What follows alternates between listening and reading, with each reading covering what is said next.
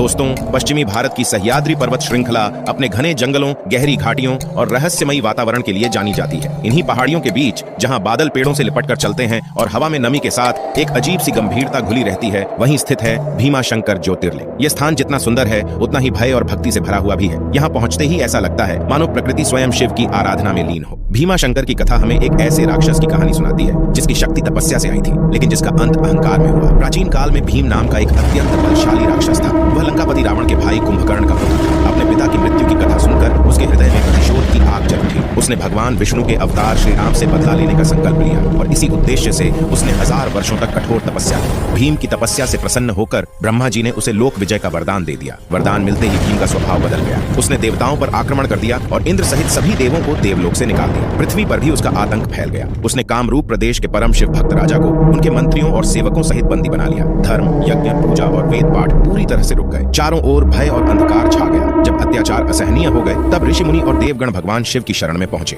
उनकी करुण पुकार सुनकर महादेव ने उन्हें आश्वासन दिया कि वे शीघ्र ही उस राक्षस का अंत करेंगे। उसी समय बंदी बनाए गए शिव भक्त राजा एक पार्थिव शिवलिंग बनाकर उसकी पूजा कर रहे थे। जब राक्षस भीम ने यह देखा तो क्रोध में आकर उसने अपनी तलवार से उस शिवलिंग पर प्रहार कर दिया। लेकिन जैसे ही तलवार शिवलिंग के समीप पहुंची, उसी क्षण उस लिंग से स्वयं भगवान शिव प्रकट हो गए। उनका स्वरूप अत्यंत उग्र था। उन्होंने केवल एक हुंकार भरी और उस हुंकार से ही राक्षस भीम जलकर भस्म हो गया। सह्याद्री की घाटियों में वह हुंकार गूंज उठी और आतंक का अंत हो गया। देवताओं और ऋषियों ने राहत की सांस ली। सभी ने एक स्वर में भगवान शिव से प्रार्थना की कि वे लोक कल्याण के लिए यहीं निवास करें। शिव ने भक्तों की प्रार्थना स्वीकार की और उसी स्थान पर ज्योतिर्लिंग रूप में स्थिर हो गए। राक्षस भीम के संहार के कारण यह ज्योतिर्लिंग भीमाशंकर कहलाया। माना जाता है कि इस ज्योतिर्लिंग के दर्शन से भय, रोग और मानसिक कष्ट दूर होते हैं। आज भी जब सह्याद्री की घाटियों में बादल गरजते हैं और जंगलों में गूंजती हवा सुनाई देती है तो ऐसा लगता है मानो शिव की वही प्राचीन हुंकार अब भी इस क्षेत्र की रक्षा कर रही हो। भीमाशंकर हमें यह सिखाता है कि तपस्या से मिली शक्ति यदि भक्ति से जुड़ी न हो तो वह विनाश का कारण बन जाती है और अंततः सत्य और शिव ही विजयी होते हैं। दोस्तों,